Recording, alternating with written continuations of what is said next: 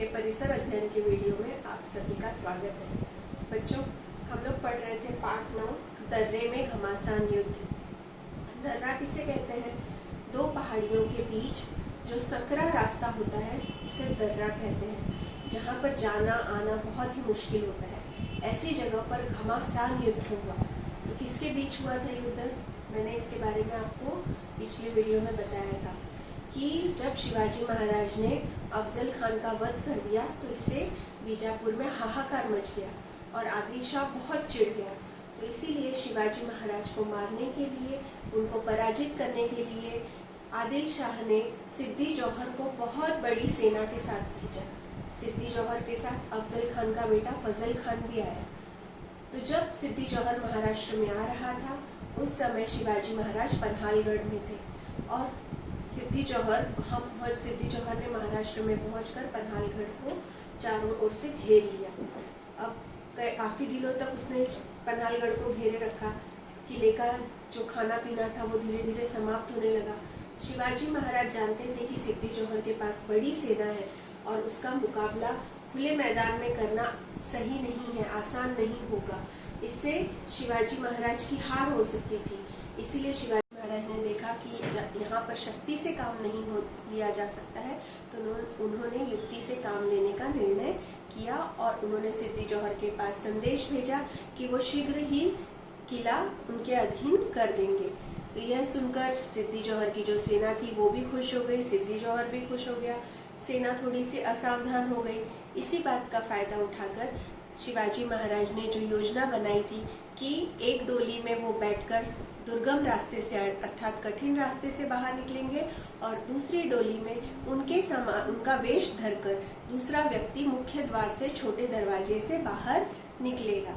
तो शिवाजी महाराज के लिए अपनी जान देने के लिए उनका एक सेवक तैयार हो गया, उसका भी नाम शिवाजी था। और शिवाजी महाराज एक डोली में बैठकर दुर्गम रास्ते से बाहर निकल गए। शिवाजी महाराज के साथ बाजी प्रभु भी थे और गिने हुए कुछ सैनिक थे। और यहाँ पर जिसने शिवाजी महाराज का वेश धरा था वो भी किले से बाहर निकल गया। तो जो किले से जब वो बाहर निकला, जिसने शिवाजी महाराज का वेश धरा था, उसे सिद्दी जौहर की सेना ने पकड़ लिया और उन्हें ऐसा लगा कि उन लोगों ने शिवाजी महाराज को पकड़ लिया है। वो लोग खुश हो गए और उसे लेकर सिद्दी जौहर के पास गए। और सिद्दी जौहर ने जब उसे देखा तो वो जान गया कि ये शिवाजी नहीं है। तो इसलिए क्रोधित होकर उसने शिवाजी महाराज के वेश धरे हुए दूसरे शिवाजी को मार डाला। और शिवाजी महाराज उसकी कैद से छूटकर बाहर निकल गए हैं, उसे चकमा देकर बाहर निकल गए हैं। इससे वो बहुत क्रोधित हुआ और उसने सिद्दी मसूद को बड़ी सेना लेकर शिवाजी महाराज का पीछा करने के लिए भेज दिया। और पीछा करते करते सिद्दी मसूद की सेना ने शिवाजी महाराज को पांढर पानी झरने के पास पा लिया। शिवाजी महाराज अब दुविधा में थे कि क्या करें, क्योंकि शत्रु की सेना पीछे थी, उनसे मुकाबला करें या आगे की ओर जाएं। तब उन्होंने अपने मन की बात बाजी प्रभु से कही और उन्होंने कहा कि हम लोग पीछे चलकर युद्ध करते हैं। तब बाजी प्रभु इतना बड़ा स्वामी भक्त था, शिवाजी महाराज का इतना आज्ञाकारी सेवक था कि उसने शिवाजी महाराज से कहा कि महाराज आप आगे जाइए, आप विशालगढ़ की ओर जाइए, मैं शत्रु की सेना को यहीं पर रोके रखूंगा।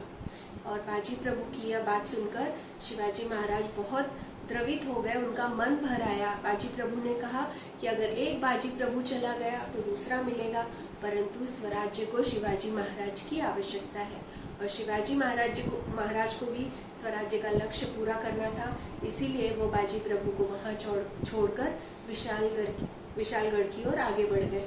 और जाते जाते उन्होंने बाजी प्रभु को ये कहा कि विशालगढ़ पर पहुंचते ही वो तोपों की आवाज करेंगे और वो तोप की आवाज सुनते ही बाजी प्रभु भी दर्रा छोड़कर विशालगढ़ की ओर आ जाएंगे। हालांकि शिवाजी महाराज जानते थे कि सिद्दी मसूद की इतनी बड़ी सेना के साथ युद्ध करना, इतने कम सैनिकों के साथ युद्ध करना बहुत ही कठिन था, परंतु बाजी प्रभु के समान शूरवीर सैनिक थे, शूरवीर शिवाजी महाराज के सिपाही थे जो बिल्कुल डरे नहीं और शिवाजी महाराज की रक्षा के लिए अपनी जान देने के लिए तैयार हो गए। ये हमने पिछले वीडियो में देखा था। अब हम आगे का देखते हैं। बाजी प्रभु को दर्रे में छोड़कर शिवाजी महाराज विशालगढ़ की ओर बढ़ गए। बाजी प्रभु ने शिवाजी महाराज को झुककर प्रणाम किया। फिर उसने अपने हाथ में तलवार ली और वह दर्रे के मुंह पर आकर खड़ा हो गया। उसने मावलों की टोलियां बनाई, उनके स्थान निर्धारित किए। मावलों ने गिट्टी पत्थर इकट्ठे किए और पूरी तैयारी के साथ अपनी अपनी जगहों पर जाकर खड़े हो गए। दर्रे के मुंह पर मावलों की एक दीवार सी खड़ी हो गई। इसी समय शत्रु के युद्ध के नारे सुनाई देने लगे, अर्थात शत्रु दर्रे की तरफ तेजी से आगे आ गया। शत्रु दर्रे के नीचे पहुंच गया। बाजी प्रभु ने मावलों से कहा, बहादुर सैनिकों, सावधान, प्राण भले ही त्याग दो, पर अपने अपने स्थान पर डटे रहो, शत्रु दर्रा पार न करने पाए। बाजी प्रभु और उसके मावले साथी दर्रे के मुंह पर पैर जमाकर खड़े हो गए। दर्रे का मार्ग कठिन और टेढ़ा मेढ़ा था। एक साथ 3-4 आदमी मुश्किल से ऊपर चढ़ सकते थे। और उधर शिवाजी महाराज विशालगढ़ की ओर हवा की तरह बढ़े जा रहे थे। वो भी जल्दी से जल्दी विशालगढ़ के किले पर पहुंचना चाहते थे, लेकिन विशालगढ़ का किला अभी दूर था। गढ़ पर पहुंचने के लिए शिवाजी महाराज को 1.5-2 घंटे का समय चाहिए था। यदि उतनी देर तक बाजी प्रभु दर्रे के मुंह पर शत्रुओं से संघर्ष करते रहते, युद्ध करते रहे, तो शिवाजी महाराज की विजय निश्चित थी। दर्रे में घमासान युद्ध शुरू हुआ। शत्रु की सेना दर्रा चढ़ने लगी। शत्रु की पहली टुकड़ी दर्रे में आकर रुक गई। मावलों ने शत्रुओं के ऊपर पत्थरों की वर्षा शुरू कर दी, अर्थात मावलों ने ऊपर से नीचे की ओर शत्रुओं पर पत्थर फेंकना शुरू कर दिया। पत्थर बरसाने में तो मावले होशियार थे ही, वे चतुराई से युद्ध करने लगे। शिवाजी महाराज के मावलों ने कई शत्रुओं का सफाया किया। कई सैनिकों के सिर भी फूट गए। इस तरह से सिद्दी मसूद की पहली टुकड़ी जो थी, वो उसकी इतनी बड़ी सेना जो थी, उसकी पहली टुकड़ी मराठों की छोटी सी सेना की टुकड़ी के सामने पराजित हुई। वो पीछे हट गई। फिर सिद्दी मसूद की दूसरी टुकड़ी बड़े उत्साह से दर्रा चढ़ने लगी। बाजी प्रभु चिल्ला उठे, मारो काटो। बाजी प्रभु की आवाज सुनकर मावले जोश से भर उठे। हर हर महादेव का नारा लगाते हुए वे शत्रु पर टूट पड़े। पत्थरों की फिर से वर्षा शुरू हो गई।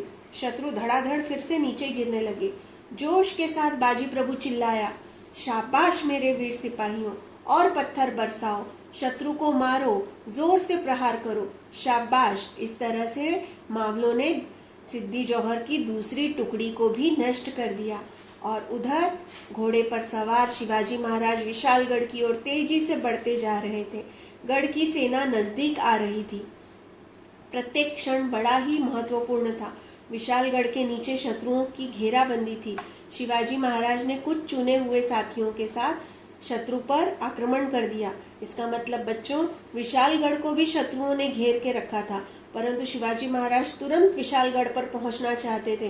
वो बाजी प्रभु को तुरंत अपने पास बुलाना चाहते थे, इसलिए उन्होंने अपने चुने हुए साथियों के साथ ही शत्रु पर आक्रमण कर दिया और शत्रु के सैनिकों से मुकाबला करते हुए शिवाजी महाराज आगे बढ़े।